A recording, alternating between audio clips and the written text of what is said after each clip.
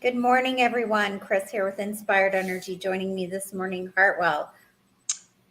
Good morning, everyone. Good morning, Yeah, Kris. good morning. So today we're doing the Ring of No Return, which we have returned because we had technical difficulties and had to restart. So we are back. The gates that are in it are 62 and 31. So what can you tell us about the theme that we're looking at with the Ring of No Return? Well, it's once you reach a certain place, what no return implies that once you cross a certain threshold, there's no going back. That's the teaser. I'll say more about that in a bit, but that's the implication. Um, so the Yes. intriguing thing about So these, you actually cut out there. So oh, did I? yeah. What I said, in case you didn't hear it, was that the ring of no return implies that once you cross a certain threshold, there is no going back. Mhm. So that's a teaser for the theme, which I'll say more about in a moment or so, after we get to the end of this. So the intriguing thing about these two is that they're both gates in the throat. They're both gene keys that have to do with the fifth chakra, the throat, the thyroid. And the amino acid involved here is tyrosine, it's called. Now, with the 62, which is part of the logic circuitry, well, they both are actually. Um, yes, yes. um, Having a moment we, this morning. yeah, and we were early. And It's um, okay. We're on. we're on, we're here, we're playing, we're amongst Yeah. friends, Yeah. we're, the community of the holy. Hmm. So here with the 62, we have the journey from intellect to impeccability via the way of precision. Now, aren't these three big words? Yep. It's kind of like, what's up with that? I don't Hmm. relate. Well, intellect is the energy of the word intellect is very different from intelligence. Intellect is kind of like being smart, but not being connected. So this gene key is all about the holographic language of creation. There's layer upon layer of coded information about the meaning and purpose of the cosmos that is embodied here. So, but intellect is about the manipulation of language. It's obsessed with facts and acquiring more skills and facts and figures and all of Hmm. that. So it can get very abused at the level of the shadow, because we've heard people that are intellectual. We hear people that speak from that place, and it's like, Hmm. it doesn't feel good. It doesn't feel good because they're trapped in their statistics and their facts and their whatever, but there's no heart. And Well, of it's just course, information, right? yeah, It's information without any ability to integrate what it's actually saying. correct. Like all shadow states, it is at the shadow states we're fearful and our heart is shut off. We're shut off from our heart. And so when it lifts up to the next level, to the gift level, we this is where our natural intelligence becomes balanced. Um, we find the balance between the mind and the heart. You could see the mind is masculine and the heart is feminine, and so once there comes to be a balance between those two, then the energy of one's voice changes, the energy of one's communication shifts, and Hmm. one is no longer trapped in a matrix of words. And language takes on a beautiful simplicity. And at the level of the city, impeccability, it's like the awareness becomes completely free of the negative aspects of intellect. It's kind of like the intellect turns in on itself and undercuts and undermines itself and therefore frees itself. So the intellect attacking the intellect leads to freedom, but it also leads to this ability to break out of the prison of words and be free and use words in extraordinary ways, like somebody like Socrates did. So these two are all about how words can trap us. And, I have a great deal of familiarity with that. Well, Um, as you were talking, though, I was kind of reflecting on the fact that people are evolving, and it's not so much about words, it's about energy and how, so like the intellect, you can have the intellect, but it's going to be overridden by the energy that you're putting out, right? So if you're thinking all this stuff, right, and saying all this stuff, somebody who is energetically able to pick up what's going on, it's going to feel really dissonant to them, right? Like what the words that are being said and what the energy of it is, right?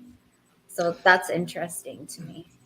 well, yeah, and there's the 31 talks about that quite a bit.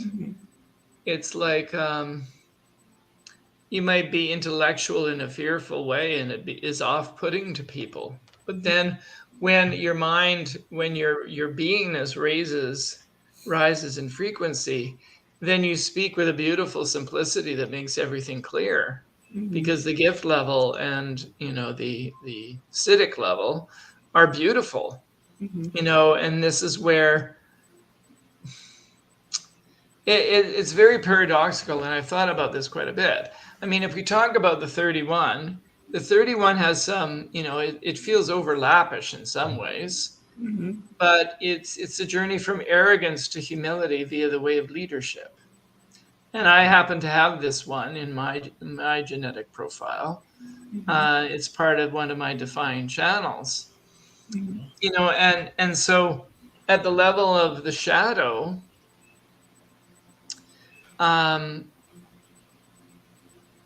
there's this energy that's conveyed through the words, as you were speaking of, Kris, that it just feels alienating, because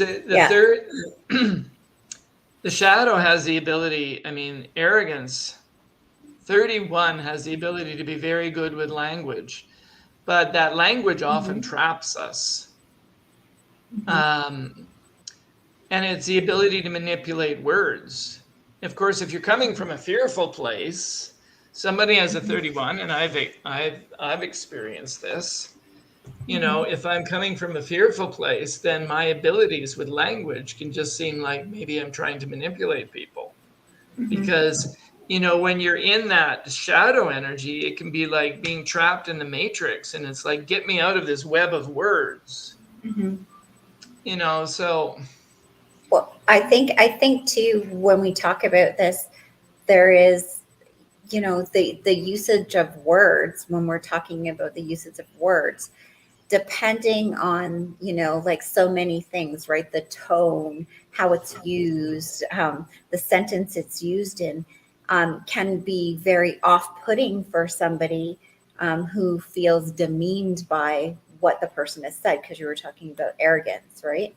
So it can make that person feel like not connecting, right? Like, so I get that, like, but if it goes on the other side, then the person is engaged. They're magnetically drawn to that person because of the way they're using the words and the energy of it, right? So people can use the same word, but the energy that they're using it with determines whether it is off-putting or whether it is magnetizing, right? So Yeah. Yeah, very much so. I mean, as Richard Rudd says, arrogance then is a kind of addiction to words and language rather than the frequency of intention that Mm-hmm. hides between and behind the words. So at a shadow level, the frequency of intention behind the words is not going to be a good one. It's going to be a fearful one. Mm-hmm. And so then it could potentially be destructive in the world. Mm-hmm. But what I know from myself is that, when I'm in the best energy of myself, I point out words to people a lot. But what I'm pointing out, and this is the gift of leadership, it's about I understand how words can trap us because Mm-hmm. I have felt that. And I have an insight and an instinct about it. And often I will point out words, I will point out to people who are open to my impact Mm-hmm. that the words that they're using are trapping them in a Mm-hmm. particular view of reality. And so, what excites me most about sometimes playing with language is that, at that frequency, the gift at the genius level of frequency, it can we can be liberated. We can be liberated by using by becoming aware of the power of words and using words more consciously. It can be part of what liberates us.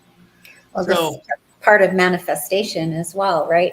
So people are becoming more and more aware of using the language and how they're using it. They talk about the universe doesn't understand negatives, for example. So when I say I don't want this, by saying I don't, it doesn't recognize that. It only recognizes whatever it is that you've said. So I yes, don't want, yes, a blue car. So it gives you a blue car because it doesn't hear that. So once you become hmm aware of how to use the language in order to manifest, then that becomes a very powerful tool. Yeah. yes, exactly. And I mean, at the level of the gift, that this then becomes leadership becomes a way that becomes this can become the voice of the collective that helps people break out of the matrix of words and thought forms. Um, and as we know, bringing awareness to anything allows us to find the gaps to freedom. And I mean, at the level of one thing too I want to point out, because I thought this was a good point.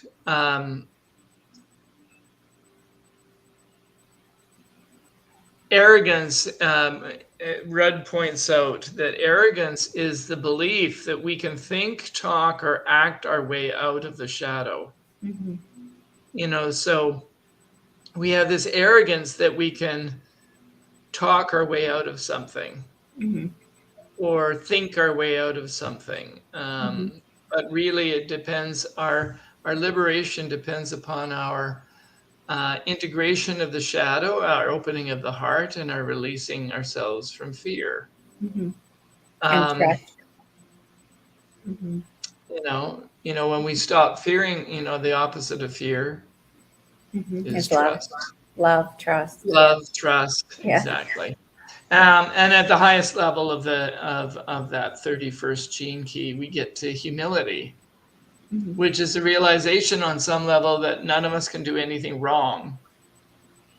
Um, Humility doesn't care what others think. Humility doesn't even care if other people think it's arrogant. So that's the Mm-hmm. paradoxical thing. If somebody Yeah. was truly humble and somebody come up to them and said, "You're so arrogant." Well, okay, fine. You believe that? Great. Go ahead. Yeah, well, because again, my favorite saying, perception is reality, right?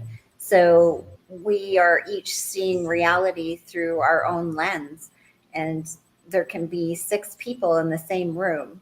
Somebody will say something, but all five will perceive it differently based on their past history, experiences, and belief systems. So You know, it truly is a world where we're looking and seeing everything through our own lens, right? Yes, Yeah. yes. Our own lens, our own design. There's many Mhm. ways to kind of play with that, and I playing with that idea, I think, brings many, many insights to people. Mhm. Exactly. Um, and also, what is the if our perception is so important and it's so individual, then what can we talk about as being objective reality? Right. But I And think that's beyond the scope of our discussion today, but right. But I think that what it brings to mind is that when you are perceiving, you need to be in alignment with your design in order for it to be productive and not harming you. So the alignment of being who you were designed to be is what allows that flow, which allows you to perceive the way you're meant to perceive according to your design, right? I'm glad you bring that up, Chris, because that's a super interesting point. Um, because in human design, there's something called variable, and there's also called something called view. Mhm. So it's interesting because most of us don't actually look at the world and perceive it in the way that we were designed to perceive it Mhm. because we're not living a not self life. Yeah. And so this various work that we're doing here or talking about with the gene keys, which is Richard Rudd's work in human design, um, points us to, if I cleared all the not self impressions out of my energy over time, how would I be perceiving the world? Mhm. Exactly. Um, You would be perceiving it as helping you and not trying to harm you, for sure. Like you would be looking at it as, okay, here's an opportunity for me to step into this. Here's an opportunity for me to do what I was gifted by, God to do.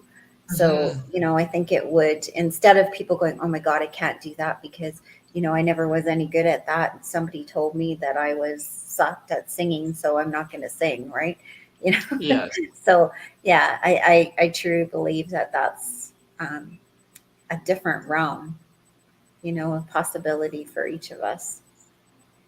Mhm.